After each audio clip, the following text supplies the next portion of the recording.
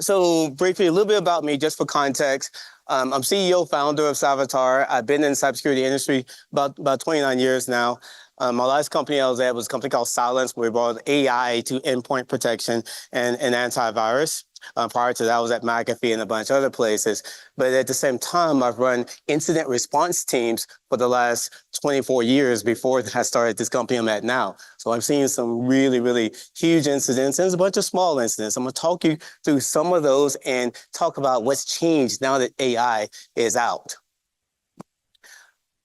So one of the big changes here is that it's a double-edged sword. You have these hackers out there that are using AI-based tools, but the question is, are we using those same tools and enabling ourselves to secure our companies? And one of the challenges that we're going to talk about is how big that gap actually is. Because the hackers are able to even personalize these attacks, whereas we still, in many cases, don't even have the right tool sets in place. So question to the audience, I want to get some feedback here. Do us as the AI defenders, do we have the same capabilities as the AI adversaries, the hackers?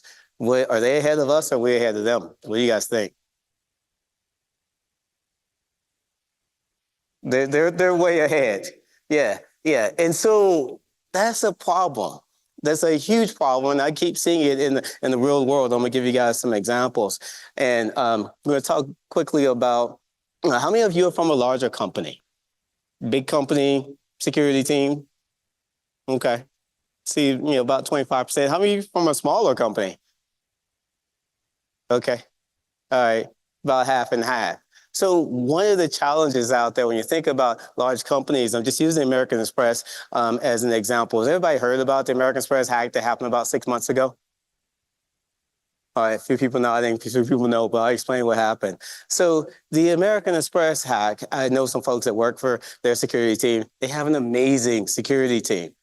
And so what happened with that particular hack is the hackers, they didn't actually hack into American Express. They hacked into the third party that was feeding American Express. So, every one of these large companies have third party, they provide data or do some type of services for them. I was just talking to a company in Arkansas, a pretty large company. They have 20,000 third parties that the CISO has to manage that at some level have access into that global company. All right. So major problem when you're thinking about what the hackers are doing and what a third party looks like. So in my business at Cyvatar, we secure small to medium-sized businesses. And when I started this about 5 years ago, I didn't realize how bad it was. Okay. So as I started talking to these small businesses, most don't have any security tools at all. Like literally nothing's in place. I was talking to a law firm in New York just last week, and they have nothing. And, not a big law firm, but about 25, 30 employees, but they have nothing, not even MFA, okay? Now, the next level up that I started to see is, okay, they've got some tools, but not the right tools. So when you think about just a level set, small to medium-sized businesses account for 32 million businesses in the United States alone. 99.9% of them are small businesses, okay? So number one, most of them don't have anything in place. About 51% have no cybersecurity program in place, don't have the right tools. And what I mean by that is being an incident responder and a penetration tester, you cannot stop a sophisticated threat actor using AI if you're using the cheapest tool in the market, okay? And another example, when you think about, say SOC 2 compliance, it says you need to have antivirus on every single system, but it doesn't say which kind. So you can go get the cheapest antivirus or a free antivirus when every single system box is checked. That does not mean you're secure. So compliance does not equal security. And so a lot of these small businesses have no idea what they should be using. The other piece, which is really, really important when people talk about, well, I had an MFA bypass. We had MFA, but we got bypassed. Well, actually, in most cases, they didn't have it configured properly, okay? So if you just look at, Microsoft's MFA comes free with your, license. So, but I've noticed that most of these companies, they have it misconfigured. I've seen it not, or they didn't configure it to do geolocation. So if they do no business in Russia, why would they let someone log in from Russia? Okay. And they'll have the timeout set to where, oh, I logged in at 8 a.m. and it never sets the second factor until the end of the day. And so that means you only have one factor. So those misconfigurations happen all the time across all these security tools. And lastly, most companies don't have a cybersecurity person at all. All right. And what it ends up looking like is they're dependent upon they have an MSP, which is an IT person in most cases, or they have an MSSP. Okay. And one of the challenges, and I'm going to talk about this a little bit more later, with an MSSP is that they just monitor. They don't actually implement anything to secure a company. So in many cases, we're focusing on the wrong target and not able to secure these small businesses. So let's circle back here to the Amex hack, and let's look at if I'm a hacker, what would I do? I did some quick Googling a couple of days ago. So you'll see at the very top, it says, this is from the American Express website, 800 plus providers, but this is every large company. You go to any large company and ask who their providers are and Google or search around, you will find them. It's public information. So see 800 plus providers. Then you look over to the right, you'll see where, transit solution service providers. So some of those service providers, then you click that, you have an Excel spreadsheet.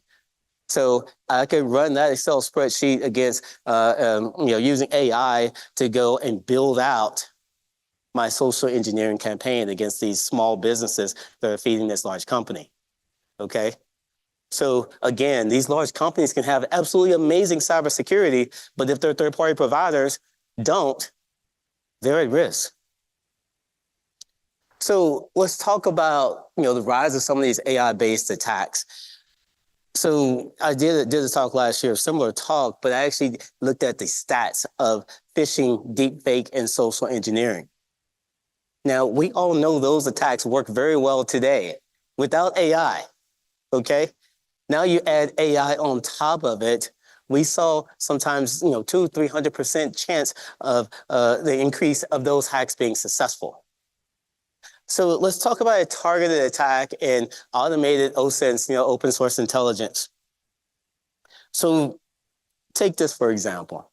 Let's just say we're all here at a SANS AI conference.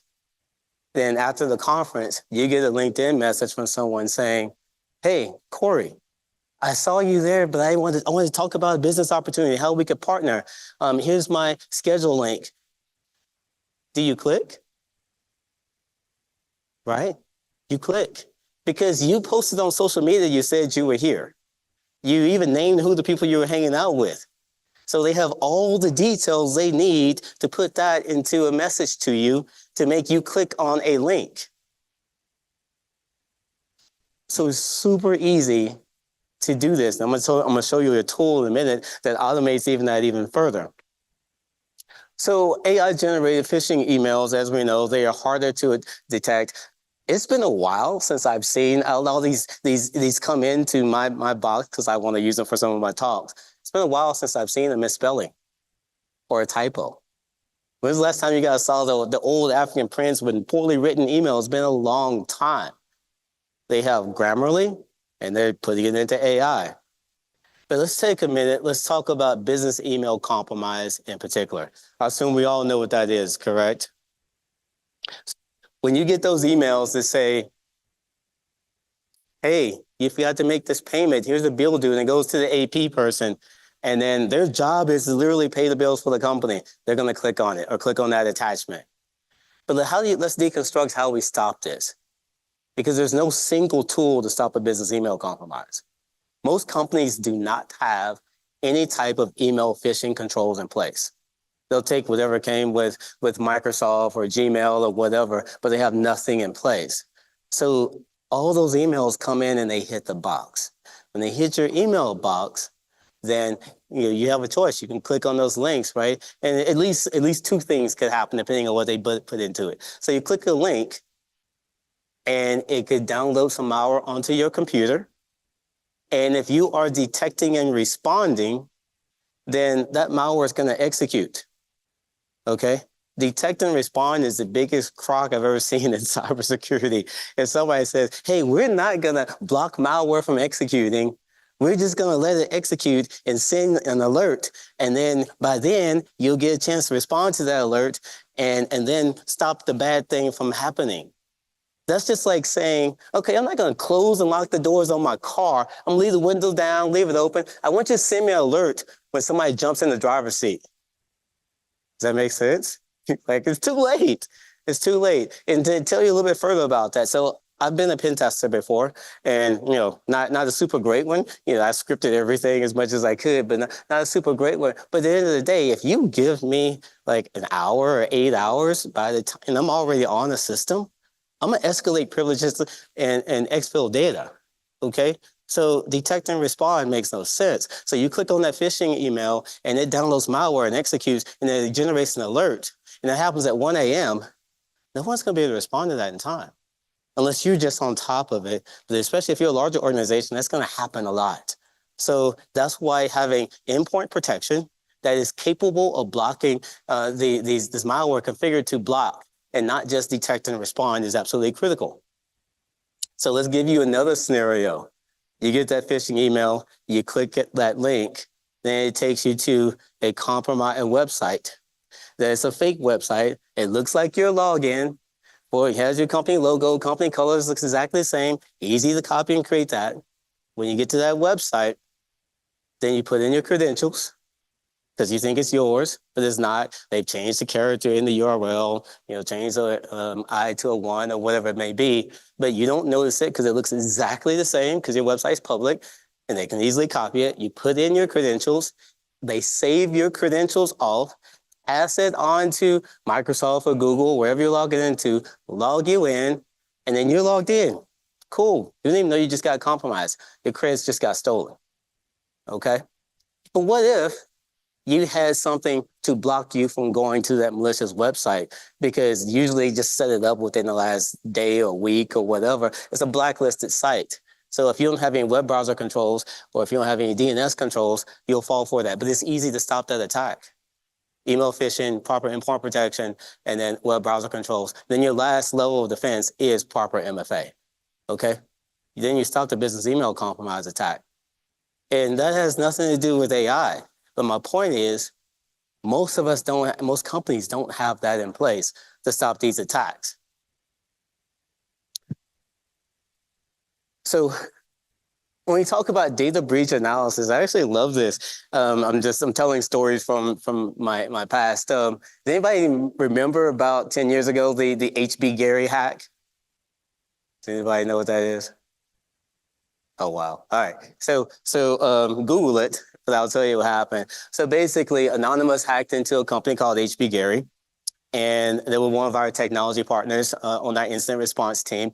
They do memory analysis or did memory analysis. They took all their emails and put it onto the internet on Pastebin. I don't know if you guys even know what Pastebin is, but on Pastebin basically is a precursor to some of these tools that allow you to save large troves of data. But all these emails were on Pastebin. So think about being able to analyze that and search through all the names and email addresses and all the data that was in this email archive. It was significant. For the longest time, my emails back and forth where I'm doing incident response engagements to companies were on the internet. We couldn't get it all. And so being able to quickly do the analysis of the email addresses, the data, everything there, that is happening. This is how the hackers are leveraging this information today. And again, we're not even stopping these attacks from getting that far. So the next one, we're going to talk about AI chatbots. So we have chatbots on our websites, right, that we use. But imagine an AI-based chat box, or if you compromise those chat box, it makes it so much easier for a hacker to gather information from you if you're talking to an AI hacker chatbot, but you think you're talking to a legitimate one because you're providing a lot of information to them. And one of my favorite ones is we all get the fake DocuSigns or Acrobat signs. Those look really legitimate, and it's hard to stop those from coming in. One of the challenges that I'm starting to see is when a company is compromised, it comes from a valid email address. It actually came from a person, because I look them up on LinkedIn. Oh, that person does work at that company. This actually is their email, but that individual was compromised. That is what drives a lot of these phishing emails to be successful, because everything checks out because the other side is compromised.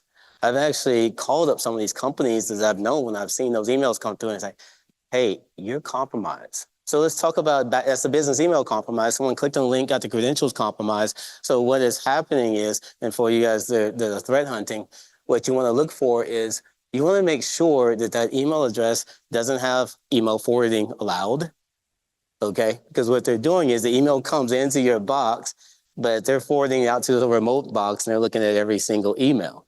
And then certain interactions that you may have with people that are paying you, they'll take that and they'll put it off into a hidden folder somewhere in your email box. So it does come in, you just don't see it. And they're forwarding everything off, analyzing it. So when it's time for them to make that, $500,000 payment to you, it goes to the new bank and you never see it. Okay, and so you have to have some processes in place that are non-technical to make sure that you're able to, detect those types of attacks. I love this, the fact that the hackers are on the dark web. You literally can use AI-based tools for social engineering attacks. So they will plan it out for you. They will actually perform the vulnerability scans. They do all the hard work for you. And so us on the defender side, we still haven't automated a lot of this activity.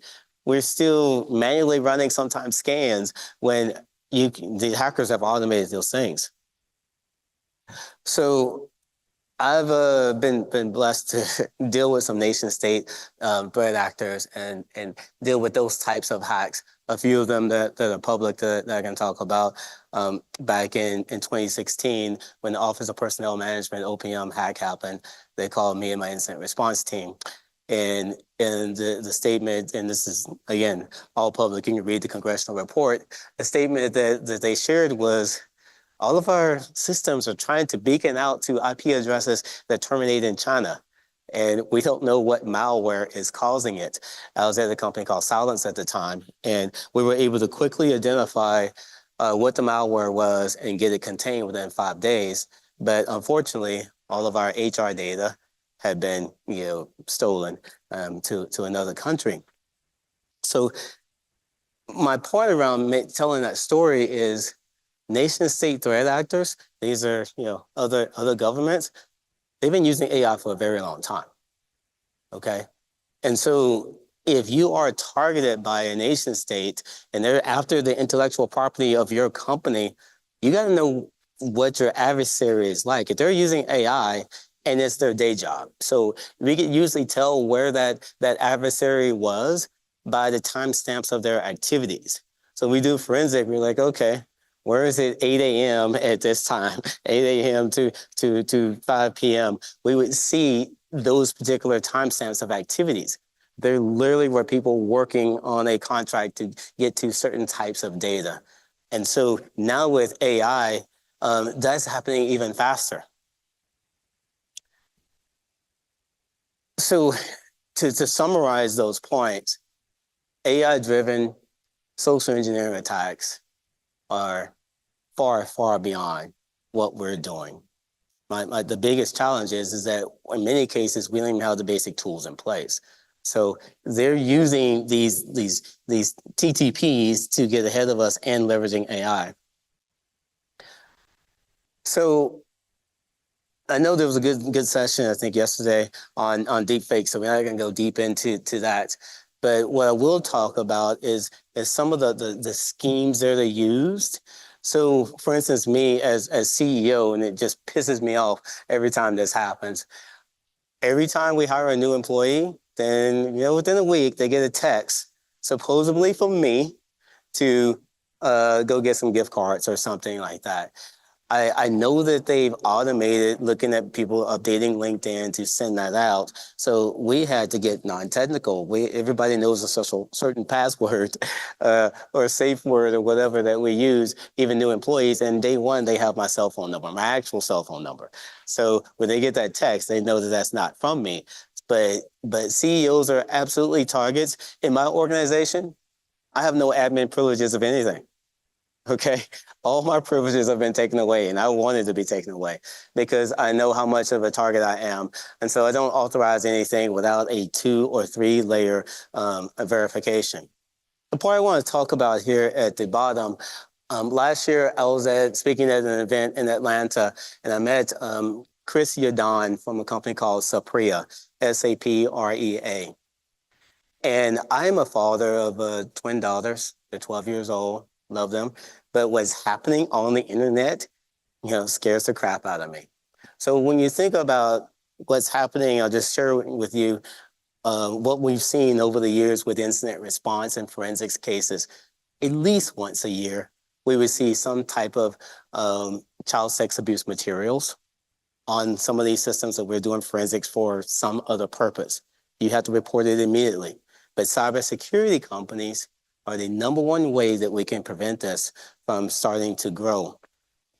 And the reason behind that, which I've just learned in the last year or so, is these people, they do it on their work computers, okay?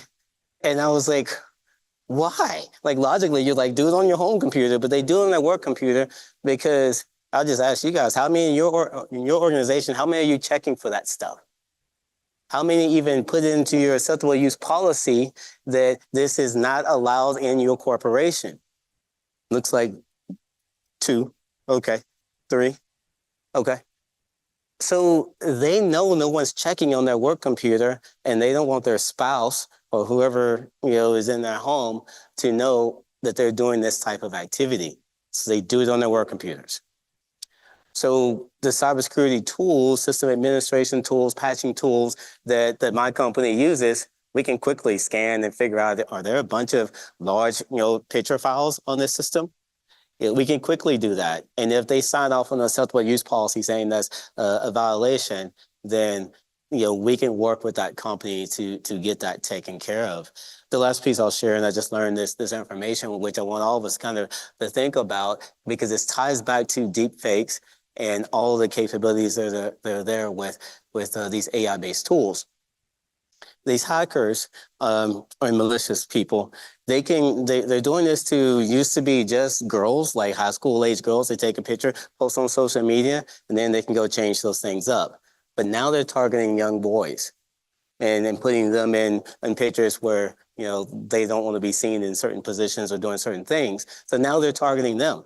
So deep fakes and the use of that in corporate networks needs to be prevented. And I was just talking to Tim, he was saying his product, Trend, has the capability to prevent that. But we got to continue up-leveling that, not just to secure our organizations, but to secure our families. Because the teenage suicide as a result of this are starting to increase. So if you guys want to join that movement, talk to me afterwards. Okay. We all know what LLMs are. Skip over that. So how many of you guys know what Fraud GPT is? Okay, we got 1. All right, well, you can kind of see right there. And I like the writing at the bottom. Look at it. Write me working code for a Bank of America scam page. Okay, and you see right below, kicked it out immediately. Okay, so it generates the phishing emails, malicious code, fake documents, including identification and contracts. So you ever get that the phishing email with the attachment on it? How much time does it take to create that attachment? Okay, so you're creating the attachment, and now you have a LLM that does it all for you. And as a CEO running a subscription-based business, I gotta love the pricing model. I mean, you sign up for a year, what you save like $700 to sign up for a year. So super simple. So this just came out, and these capabilities are there for the hackers. So it's not complicated. You do not have to be some super guru hacker to know how to do these things. It's already there for you. And so a little bit more, it can create fake personas. So again, if I posted, hey, I'm at this SANS conference speaking, and then there's a LinkedIn invite from someone, it's a fake persona I don't know it because at the end of the day, that it looks like it's a part of a long-term deception campaign. So we've all gotten the LinkedIn invites from, the Russian person that has, I don't know, 2 or 3 followers or, connections. You're like, okay, this isn't real.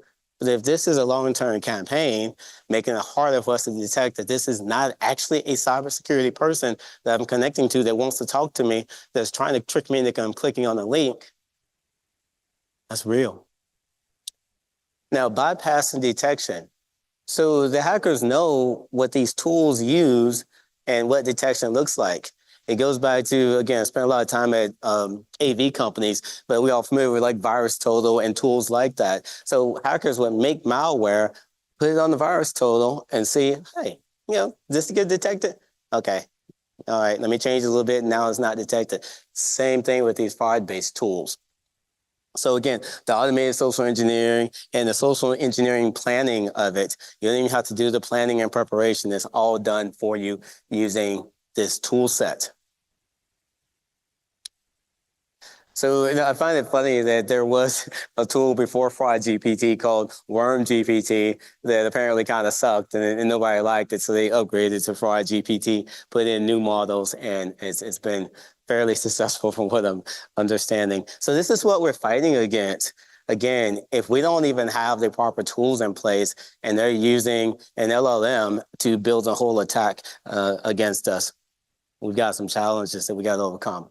So to summarize a few points here and go through some countermeasures. Now with MFA, now assume everybody at your organization is using MFA, right? Yes? All right. Heads are nodding. Well, the challenge I see is when I talk to a lot of the small to medium-sized businesses that may be suppliers to your organization, they don't have MFA and they don't know how to configure it, okay? And so you can require them to have MFA, send them a security questionnaire, a checklist that they got to get completed. But here's the rub. If they don't know how to set it up, they're going to check that box because they want to do business with your large organization. So they're going to check the box and say that they're doing it. And so your data is still not secure from that third party. And again, as I spoke earlier, it needs to be done correctly. Most companies are not doing it correctly. And in the extra second factor, like for instance, in my organization, we use Okta. With Okta, we have configured it to actually get the number prompt every single, not just click yes, I'm in Las Vegas and I just signed in right now, but then it has a number prompt that I have to match up on that screen, okay? Because again, that's how the Uber hack was successful. They just kept, texting the person, yes, go hit approve. I just sent you the approval message. I'm your IT person. Hit approve. Yes, that's me. It wasn't proper IT people. So endpoint protection. Again, I cannot harp enough on do not detect and respond. It is absolutely ridiculous. It is I'll just say some cybersecurity vendors being lazy, because detect and respond does not solve the problem. Again, me being an incident responder, penetration tester, I would love if the company was detecting and responding, because sometimes when you're doing a purple teaming exercise, you want to see how fast do they actually respond to stop the attack. So if they're detecting and responding, and yes, the 24/7 SOC gets an alert, but if the action is to send it to someone else in the company, not going to happen in time. Because again, when we were doing pen testing a lot back in the day, we would laugh at the team that didn't get in within an hour. I mean, in have privileges and exfiltrated some data off onto a USB stick or drive. So you gotta have these pieces in place. Do not detect and respond. Use a best-of-breed AI-based endpoint protection solution that you can configure to block, and make sure that whoever is managing knows how to do that. So we talked about, again, the business email compromise process and hackers getting in, via means of the low-hanging fruit. But you got to think about phishing emails, stop those from coming in as much as possible. Nothing is 100%. But then once it actually gets on the system, it needs to have the malware protection. But then you need to block it from going to these fake sites. Okay. And if you're not doing that, if once you set it up in your organization, you'll be blown away to see how many of your users will go into these fake compromised sites, or at least attempting to. And until you start blocking it, then you'll see what that looks like. But there are mitigating controls in place. The point I'll give around that is, I hate to pick on Gartner, but I've had these conversations with Gartner. Gartner had one stat that I do believe, and you can Google it. It says about 98% of cyber attacks are preventable. And I set out about 5 years ago to prove that. And how we proved it is securing our customer base, a little bit over 100 customers today. If we put in the proper controls, endpoint, multi-factor, DNS security, everything that I've been talking about today, how many of our customers get hacked with ransomware or business email compromise? And knock on wood, today is zero, okay? Now, doesn't mean that if a nation state threat actor comes and targets one of my customers, they're probably going to eventually get in because they're not going to stop. I'm not saying that. But the hacks today are low-hanging fruit. Now, I know that to be true because I've done so many incident response engagements. And again, got to hang out with Matt Bromley yesterday. He was on my team, and he can attest to it. It's not that these hacks are really sophisticated. It says, oh, that system wasn't patched. Take the Equifax hack. Just a patched, system that wasn't patched. It was sitting on the internet wide open. There's so many things: IT asset management, vulnerability management, endpoint protection. All those things would have stopped that attack. That was just the basics. So we got to get the basics right to stop these types of attacks.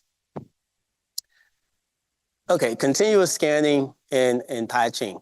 I love this stat, and it blows my mind being in the industry so long. Does anybody, everybody knows what a CVE is, common vulnerability exploit, right? So if you go to the CVE metrics website, just Google CVE metrics, then you'll see back about 20 something years ago, there's about 300 CVEs per year, okay, when they first started measuring it. Anybody know how many CVEs came out last year? In 23? Anybody want to take a guess? 10,000? Up? A little less than 40. It was actually roughly 29,000. Okay, so 29,000 new vulnerabilities came out in 2023.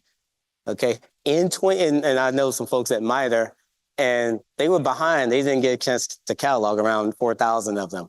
Okay. We're on pace this year for it to be about 34, 35,000. Okay. So if you do the simple math, last year about 80 vulnerabilities per day come out. So if you're not continually scanning internal, external cloud remote systems and patching internal, external cloud remote systems, then you will be compromised. Okay, so scanning and patching, the risk equation has changed. It used to be where, all right, patching could take down systems, can cause some issues. But patching, what that means is you can be exploited. And I'll give you one real quick example. I was one of my customers in the LA area. They came to me. They had an MSP that got compromised. So the hackers were thinking, they're really smart, makes a lot of sense. Why would I hack into a bunch of small, medium-sized businesses where I can hack into an MSP and take all their customers and put ransomware in their system? So that's what happened for this one particular company. And so once that ransomware got onto their systems, they lost access to their domain. And how they got into their system even further was exploiting a vulnerability from a system that wasn't patched, okay? And if anybody is running an exploit, that gives you admin access.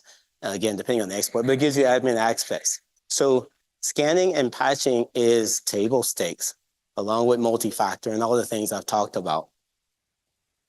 So security awareness training. Does everybody have security awareness training in the organization? Yeah. Does it work? Kinda. So I'm going to give a little bit of a contrarian view with security awareness training. Number one, yes, you have to have it. But number two, The internet is clicks. It is going to different websites. You have to click to actually do anything on the internet. So you eventually will click. And you take the scenario of me being here at the conference. If somebody sends me a note, Corey, love to chat with you. I know some folks that need your services. I'm a click. So the click is going to happen. Okay. And it will be a proper URL. It could come from a trusted source. The clicks are going to happen. So if the clicks are going to happen, then you got to find a way to put proper controls in place after the click, because you got to assume that that is going to happen. So just in summary, we're already behind the adversaries. We have to get the basics right. And that's the problem. Many companies don't even have the basics. And I just went through the basics, and those are some of the gaps before we try to do AI on top of it. But what's great is that some of the vendors, some of the technologies are using AI-based tools. And so those AI-based tools should be used in your organization. So with that, please come with me and catch us up, okay, to the hackers that are using AI and using some of these advanced techniques. Thank you. Here's my information. If you want to, reach out, hit me up on LinkedIn, email me at Corey@cyvatar.ai. And our company offers free external scanning and tons of free resources. That's the QR code there. So thank you.